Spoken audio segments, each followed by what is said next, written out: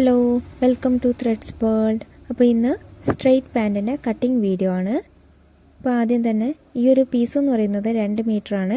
അപ്പോൾ 2 മീറ്ററൊന്നും ആവശ്യമില്ല, ഒരു നോർമലായിട്ടുള്ള പാൻറ്റാണ്. കുറച്ച് മാത്രം പീസ് ആവശ്യമുള്ള ഒരു പാൻറ്റാണ് സ്ട്രെയിറ്റ് പാൻറ്റ് എന്ന് പറയുന്നത്. അതേപോലെ വേഗത്തിൽ തയ്ക്കാനും സിമ്പിളാണ്.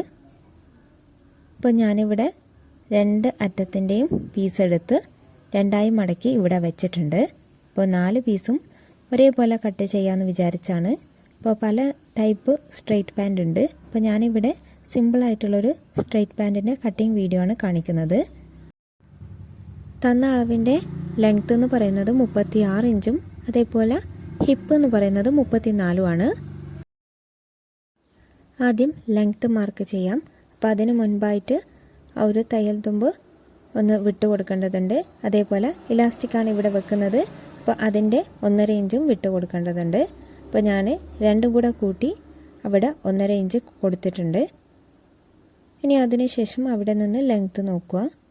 നോർമൽ പാൻറ്റിൻ്റെ ലെങ്ത്താണ് 36 ഇഞ്ച്. അപ്പോൾ ഇവിടെ സ്ട്രെയിറ്റ് പാൻറ് ആയതുകൊണ്ട് തന്നെ അങ്ങനെ താഴോളം ആവശ്യമില്ല. അതുകൊണ്ട് തന്നെ ഞാനിവിടെ 36.5 ഇഞ്ചിൽ മാർക്ക് ചെയ്യുന്നുണ്ട്. അപ്പോൾ സ്റ്റിച്ച് ചെയ്ത് വരുമ്പം ഒരു 34 നമുക്ക് കിട്ടും.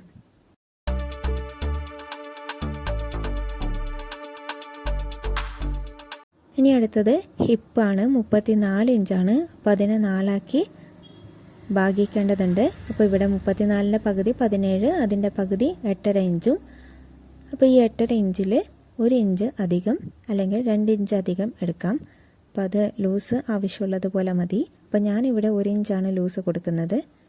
8.5 + 1, അപ്പോൾ 4 പീസിനും ഇങ്ങനെ ഹിപ്പിൻ്റെ അടുക്ക കട്ട് ചെയ്യാൻ പറ്റും.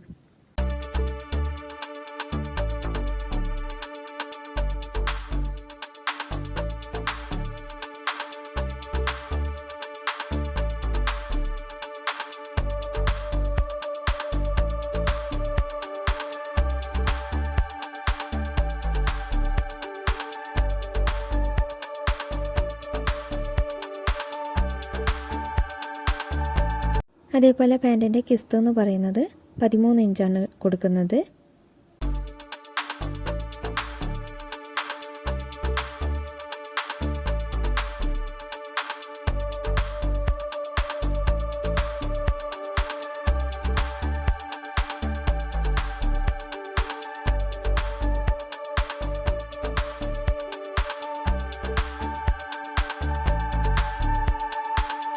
ഇനി കാലിൻ്റെ അവിടെ 5.5 ഇഞ്ച് കൊടുക്കാം. അപ്പോൾ 5.5 ഒന്നും ആവശ്യമില്ല, അതിലും ചെറുതാണ്. പക്ഷേ ഇവിടെ ആളുടെ ആവശ്യം കുറച്ചധികം വേണമെന്ന് പറഞ്ഞു. അപ്പോൾ അതുകൊണ്ട് തന്നെ 5.5 കൊടുക്കുന്നുണ്ട്. പ്ലസ് തയ്യൽ തുമ്പും കൂടെ കൂട്ടി. ഇനി അവിടെ നിന്ന് ഒരു ക്രോസായിട്ട് വരയാം.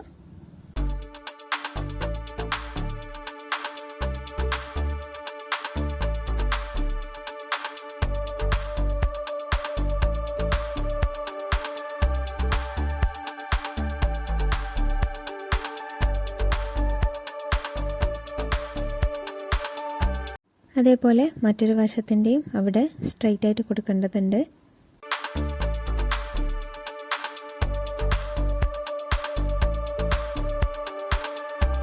ഇനി മാർക്ക് ചെയ്ത ഭാഗമൊക്കെ കട്ട് ചെയ്ത് മാറ്റാം.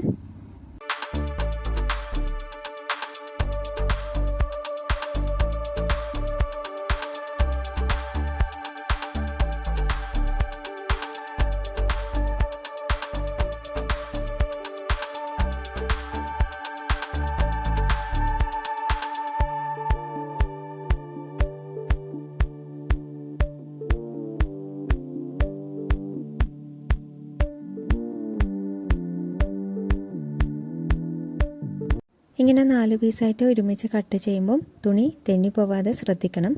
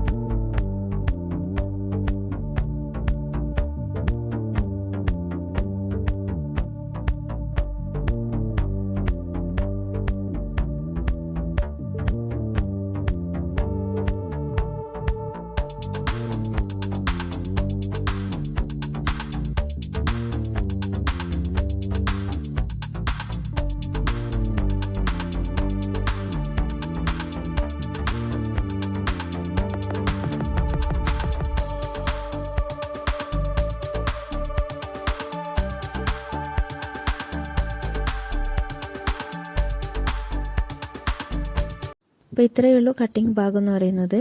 ഇനി ഇലാസ്റ്റിക്കാണ്. അപ്പോൾ 1 ഇഞ്ച് വീതിയുള്ള ഇലാസ്റ്റിക്കാണ് എടുക്കുന്നത്. ഇനി സ്ലിറ്റ് വെക്കേണ്ട ഒരു പീസും കൂടെ കട്ട് ചെയ്തെടുക്കാനുണ്ട്.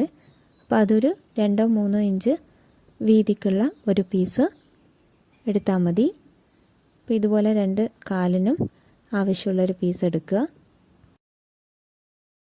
അപ്പോൾ ഇത്രയേ ഉള്ളൂ ഇന്നത്തെ വീഡിയോ. ഇതിൻ്റെ സ്റ്റിച്ചിങ് പാർട്ട് ഉൾപ്പെടുത്തുന്നില്ല.